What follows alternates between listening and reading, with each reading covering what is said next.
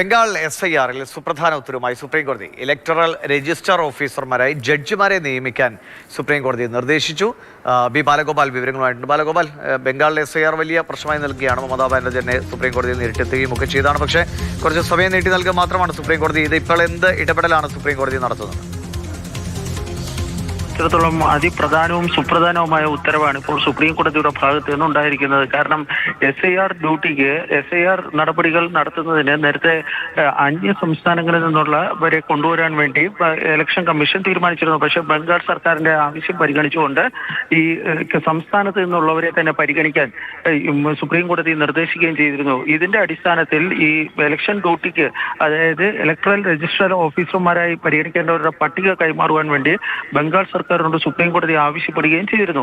എന്നാൽ എന്നിട്ടും ഈ SIR നടപടികളുമായി ബന്ധപ്പെട്ട് ബംഗാൾ സർക്കാരും ഈ തെരഞ്ഞെടുപ്പ് കമ്മീഷനും തമ്മിലുള്ള തർക്കം അല്ലെങ്കിൽ നിലനിൽക്കുന്ന ഒരു സാഹചര്യമാണ് ഉണ്ടായിരുന്നത്.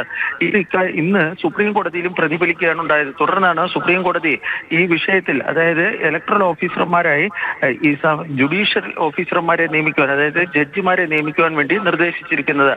സർവീസിലുള്ളതും വിരമിച്ചതുമായ ജഡ്ജിമാരെ ഇതിനായി നിയമിക്കാമെന്നാണ് സുപ്രീം കോടതി വ്യക്തമാക്കിയിരിക്കുന്നത്. ഇതിനുള്ള പട്ടിക കൈമാറുവാൻ കൊൽക്കത്ത ഹൈക്കോടതി ചീഫ് ജസ്റ്റിസിനോട് സുപ്രീം കോടതി നിർദ്ദേശിക്കുകയും ചെയ്തിട്ടുണ്ട്. അതായത് ബംഗാളിലെ ഇപ്പോൾ ഈ SIR-മായി ബന്ധപ്പെട്ടുണ്ടായിരിക്കുന്ന പ്രതിസന്ധികൾ മറികടക്കുന്നതിനാണ് സുപ്രീം കോടതിയുടെ ഭാഗത്ത് നിന്ന് ഇത്തരമൊരു ഇടപെടൽ ഉണ്ടായിരിക്കുന്നത്.